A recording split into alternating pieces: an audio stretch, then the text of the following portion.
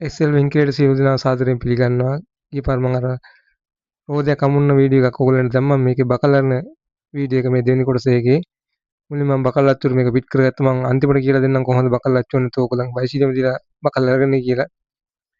Buckle අච්චුර දාන ඉල්ල අපි කිලින්ම දැන් මේකෙම ඉස්සලාම අපි එක පැත්තක් ඇද අරගෙන ඉන්න ඕනේ. ඊපස්සේ තමයි අපිට ලේසි දෙවෙනි පැත්ත ඇද අරගන්න.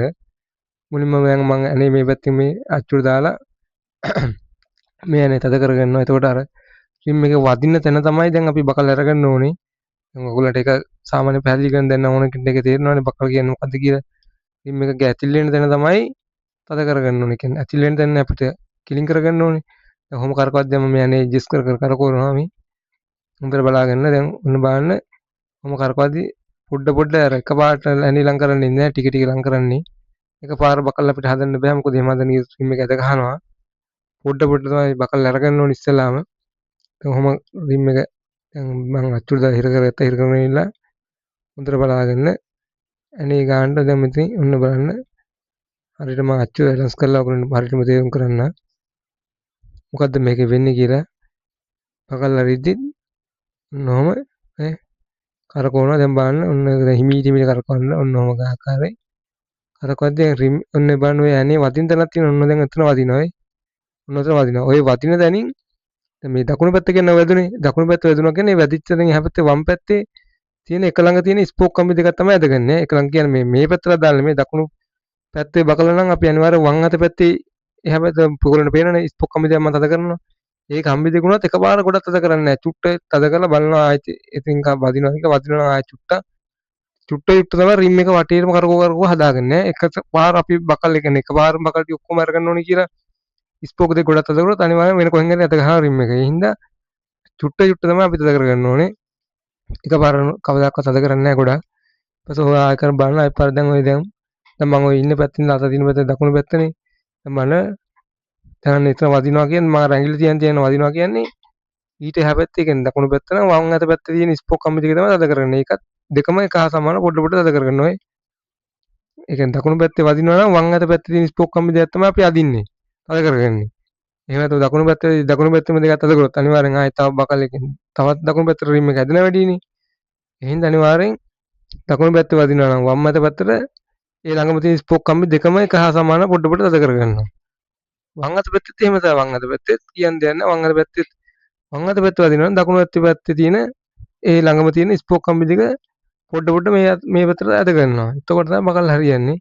බකල් අරනගේ මහා ලොකු රටාවක් නැහැ. ඒක ඕන කෙනෙක් ටක් ගාලා අල්ලගන්න පුළුවන් නේ. වෙන බලන්න. තද කරන හිට හොඳට බලාගන්නකො. දැන් ඔය මම ඇඟිලි තියන් දෙනවා වදිනවා. එහෙනම් මම අර එතන එහා පැත්තේ දැන් දකුණු පැත්ත වදිනවා. වම් අත පැත්තේ ඒ ළඟම තියෙන ස්පෝක් කම්බි දෙක තද කරගන්නවා.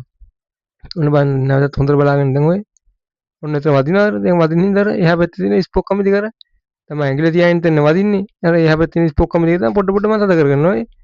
ඔන්න හොඳයි බකල් එක හදාගන්නේ. ඉස්සෙල්ලාම ඔය උන්නාකට බකල් හදන්නේ. කියන්නේ එකපාර බකල් අරනවා කියලා අපි එකපාර තද කරගෙන යන්නේ මහා පරිමාණයෙන්. එතකොට අනිවාර්යෙන් බකල් වැඩි වෙනවා. පොඩ රෝදි කරකෝ වටේ පොඩ වදින තැන හදා යනවා. ඒ යන ගමනුත් අපි අර ඇනේ මේ පැත්තෙන් යනවාෙන් අර ඉස්සෙල්ලාම එක පැත්තක් හදන් ඉන්න බෑ. හින්දා අනිවාර්යෙන් ඔය ඇනේ තද කරගෙන යන්න ඕනේ.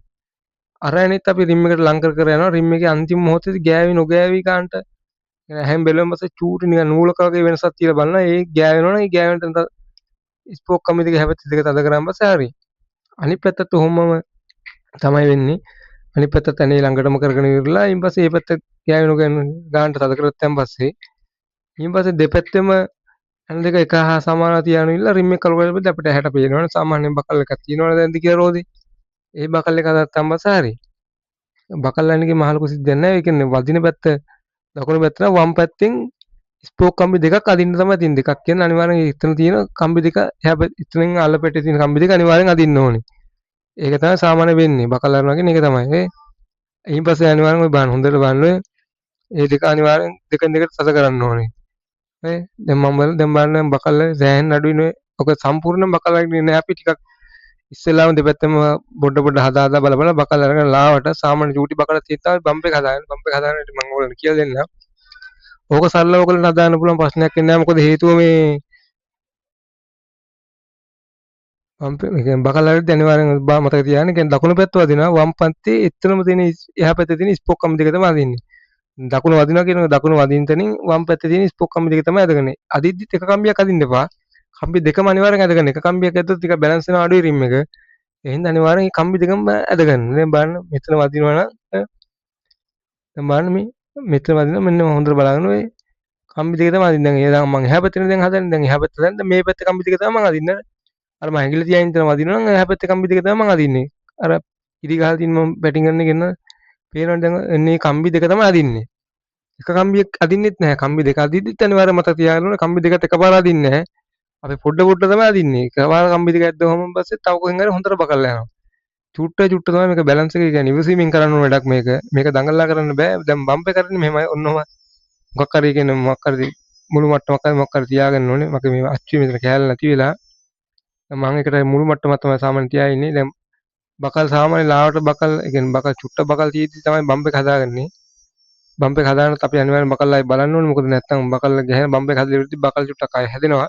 ඒක අපි ඊළඟ පාර හදාගන්න ඕන අන්තිමට බම්ප් එක කරන් තියෙන උනම මුළු මට්ටමක් හරි මොකක් හරි කිලින් අතර එකක් තියාගෙන යටින් කරකවන්න රිම් එක. කරකවද්දී යනවා රිම් එක බම්ප් එකක් තියෙනවා. ඒ බම්ප් එකේ තියෙන තැන වදිනවා ටක් ගන්න. හරිද? ඒක තමයි බම්ප් එක කියන්නේ. ඒක ඉස්විසි යනවනේ. ඔන්න වදිනවනේ. ඒ වදිද්දී ඒ වදින තැන තියෙන වදින තැන හරියට මම නෝට් කරගෙන ඉවරලා එතන ඉඳලා ස්පෝක් කම්බි හතරක්. ඒ වදින පැත්ත තියෙනවනේ ස්පෝක් කම්බි හතරක් ඇද්දනම් හරි. එක දෙක පේලියනවා පොඩියට ලොකුවට මේ. ඒකත් එහෙම දැන් බකල් ලැබෙනවා දැන් මහ ලොකුට අදින්නේ නැහැ. චුට්ට චුට්ට ස්පෝක් කම්බි හතර හතර අදින්න. හතර රිම් එක කරකෝ බලන්න කොහෙද වදින්නේ කියලා. වදින තැන් වලින් ස්පෝක් කම්බි හතර හතර ඇද්දලන් උඩට ඊට පස්සේ බම්ප් ගතිය නිකම්ම යනවා. ඒ බම්ප් එකත් ඇරලා අනිවාර්යෙන් අපි කරන්න ඕන දෙයක් තමයි බම්ප් එකත් ආයෙත් පාරක් අපි බකල් දාලා ඉල්ල දෙපැත්තෙම ඇන දෙක බැලන්ස් එකට දාලා ආයෙත් පාරක් බකල් චෙක් කරලා බලන්න. මොකද බකල් ගහනවා නැතික පොඩ්ඩක්. ඊට පස්සේ කරන් තියෙන්නේ බකල් ටික මේ බම්ප් එක කරලිලා ඊට පස්සේ දෙවෙනි පාරත් පොඩ්ඩක් චෙක් කරලා බලන්න බකල් තියෙනවා ලාවට. ඒ බකලත් අර මං කියපු විදිහටම අරගත්තා නම් ඕක කම්ප්ලීට්. සාමාන්‍යයෙන් රිම් එක අමුණද්දි ලොකු බම්ප් එකක් එන්නේ නැහැ. ගොඩක් දුරට එන්නේ බම්ප් එකක් හේතුව තමයි අර ස්පෝක් කම්බි අර මම අර කියලා දුන්නේ කලින් පාර ස්පෝක් කම්බි දදගන්න නිපල් එක තුනින් තුනට දද කරන්න කිව්වේ. ඉතින් ස්පෝක් කම්බි 36ක් තියෙනවා 36ම එක හා සමානයි හරියට ඇමුණුනා නම් සාමාන්‍ය බම්ප් එකක් හිටින්නේ නැහැ රිම් එකේ. බම්ප් එකක් හිටුනොත් දශම ගානක් හිටින්නේ. ඒක නම් චූටි දෙයක්. ඒක නම් ටක් ගාලා වගේ පොඩ්ඩක් මොකක් හරි තියලා පොඩි ගැස්මක් තියෙන එක ස්පෝක් කම්බි හතරක් ඇද්දාන් පස්සේ බම්ප් එකේ තියෙන තැන ලස්සන බම්ප් එකක් කරගෙන යනවා. අර අමුණද්දි පොඩ්ඩක් අර ස්පෝක් කම්බි ගොඩම පැටලුනොත් තමයි ගොඩක් දුරටම බම්ප් එක වැඩිපුර ටිකක් හිටින්නේ. ඒ සාමාන්‍යයෙන් ගැන අමුණන්න නොදන්න කෙනෙක් පළවෙනි පාර ඇමුණුනොත් ලොකුවට බම්ප් එකක් හිටියේ. ඒ පස්සේ එයා දෙපාරක් තුපාර ගලවලා ඇමුණුනා නම් අනිවාර්යෙන් මේ බම්ප් එකත් යනවා නිකම්ම. ඒ කියන්නේ ගුරු නැති කමට තමයි ගොඩක් වෙන්නේ. සාමාන්‍ය බම්ප් එකක් හදාන්න ඔහොම තමයි. ඉතින් බම්ප් එකක් හදාන්න ඔයගේ මොකක් හරි කිලින් අතර තියලා යටින් අනිවාර්යෙන් දැන් වදින රිම් එක කොහේ හරි බම්ප් එක තියෙන තැන වදිනවනේ. බම්ප් එක තියෙන තැනින් ස්පෝක් කම්බි හතරක් ඇද්දනම් හරි. ස්පෝක් කම්බි හතරක් එක සහැල්ලුවට ලොකුවට නෙමෙයි චුට්ටක් ඇදගත්තා නම් බම්ප් එකත් හදාගන්න පුළුවන්. ඒ ඔහොම තමයි ඉතින් බම්ප් එක හදන්න තියෙන්නේ. වෙන දෙයක් නෑ බම්ප් එක කියන්නේ ඕක තමයි. ඉතින් බම්ප් එක කරගෙන ඔන්න කරකවද්දී යට වදින්න තැනක් තියෙනවා. ඒ වදින තැනින් ස්පෝක් කම්බි හතරක් ඇද්දනම් හරි. ඔහොම හතර හතර දාලා ආයෙ පාරක් අච්චුට දාලා ඉවරලා කරකව ගත්තා නම් ඒ වැඩේ කම්ප්ලීට්. දැන් හරි දැන් මේ බම්ප් එක දැන් අරගෙන ඉවරලා දැන් මම ඔයාලට පැහැදිලි වෙන්න ඕනේ තමයි මේ අතර ටිප් දෙන්න ඕනේ චුට්ටක් ඔන්නමයි. ඒ කිලින් අතර බම්ප් එක කරගෙන ඉතින් ඔහොම කරලා නෝ කියලා කරකවල බලන්න වදින තැන තියෙනවනම් ඒ බන්න දැන් ඔන්න ඔතන වදිනා මම ඇඟිල්ලෙන් එතන අල්ලගත්තා වෙයි. ඒ වදින තැන අල්ලගත්තා වෙයි. දැන් ඔතන නෑද්දි වදින්නේ.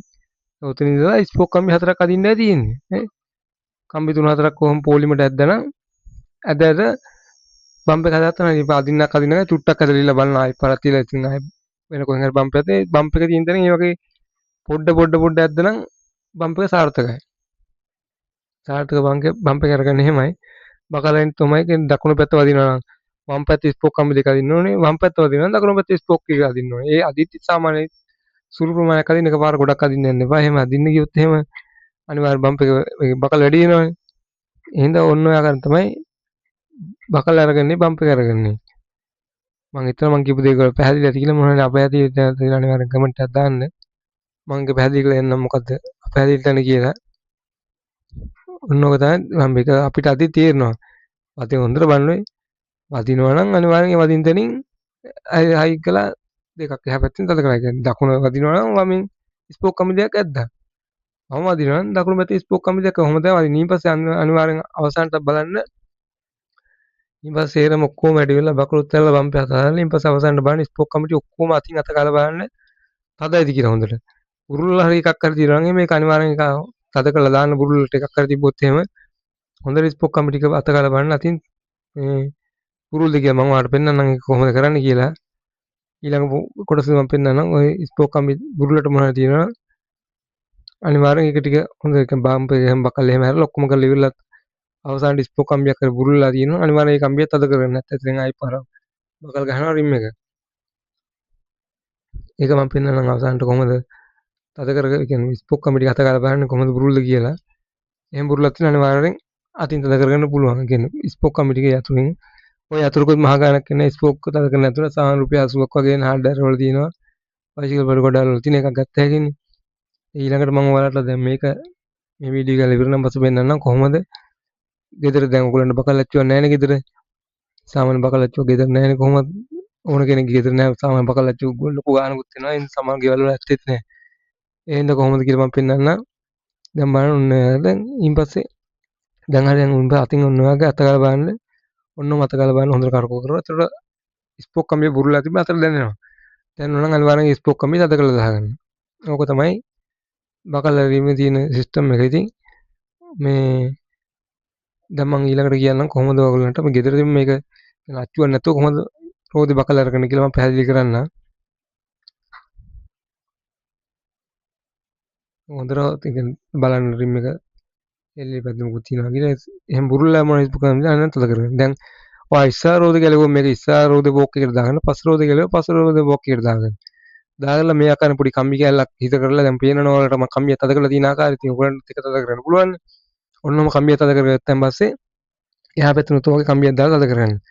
දෙපැත්තෙම කම්බි දෙකක් අද දාලා තද කරලා කම්බි දෙක චුට්ටු චුට්ටු ලං කරනවා. රිම් එකේ ගෑවෙන තැනින් ඈ බකල් හදනවා. දැන් උතන ඔහොම කරකුවා දැන් රිම් එකේ උතන ගෑවෙනවා නම් දැන් දකුණු පැත්ත ගෑවෙනවා වම් පැත්තෙන් අර වගේ ඉස්සෙල්ලා වගේ කිව්වා වගේ ස්පෝක් කම්බි දෙක ගත්තා හරි. ඔන්නෝම තමයි බකල් අච්චුවක් නැතුව ගෙදරින්ම ඕගොල්ලන්ට බකල් අරගෙන පුළුවන්. දැන් ඉස්සාර රෝද නම් ඉස්සලා පොකෙට් දාගන්න පස් රෝද නම් පස් පොකෙට් දාගන්න. ඊළඟ පොක අතර දාත් යන දෙක හොඳට හිර කරගත්තා හබ් එකේ. දාලා ඔන්නෝම ලස්සන තිබ්බා. ඔහොම රෝදේ කරකවල බැලුවා. දැන් වදින් තැනින් දැන් දකුණු වදිනවා නම් වම් පැත්තේ ස්පෝක් කම්බි දෙක අරගත්තා. ඔහොම තමයි අච්චුවක් නැතුව බකල් අරගන්නේ. ඕක සාමාන්‍ය ඕකට කම්බියක් දාලා වට අපහසු වගේ නම් බ්‍රේක් සෙට් එක තියෙනවා නම් හොඳට වැඩ කරන බ්‍රේක් සෙට් එකක් තියෙනවා නම් බ්‍රේක් පළු ටික උනන් ඒ කියන්නේ පළු දෙක උනන් බැලන්ස් කරලා ඉල්ල බකල් අරගෙන පුළුවන්. බකල් අරීම මෙච්චර ලොකු මේ ගැටලුවක් වෙන්නේ නැහැ. එන්ද ඒක සාමාන්‍ය උණගෙට තේරෙනවා නේ කරගන්න පුළුවන්. දැන් ඔන්න උතන බලන්න කම්බිය දැන් එතන ගෑවෙනවා. ඔන්න උතන ගෑවෙනවා. ඔන්න පොට ගෑවෙනවා කියන්නේ දැන් මම එතන ගෑවෙන මම අර එහවල දැන් දකුණු පැත්තේ දැන් එතන ගෑවෙනවා. බලන වම් අතට ස්පෝක් කම්බි දෙක ඇද්ද ඔය දැක්කනේ මේ පැත්තේ දකුණු පැත්තෙම නෙමෙයි වම් අත පැත්තේ එක ළඟ තියෙන ස්පෝක් කම්බි ටික තද කළා. ඕක තමයි වෙන්නේ. එහෙනම් ඔන්නෝම තමයි ඒ කියන්නේ ගෙදරින් බකල් අච්චු නැතුව බකල් අරගන්නේ. ඔය ආකාරයෙන්ම තමයි. ඉතින් අතන මම වීඩියෝ සමුගන්නවා එහෙනම් අනිවාර්ය වීඩියෝ හොඳයි කියලා හිතනවා ලයික් එකක් දාන්න කමෙන්ට් එකක් දාන්න. යාළුවන්ට බලන්න ෂෙයා කරන්න. එහෙනම් සියලු දෙනාටම සුබ දවසක් SL වින් කරමින් අතන මම සමුගන්නවා.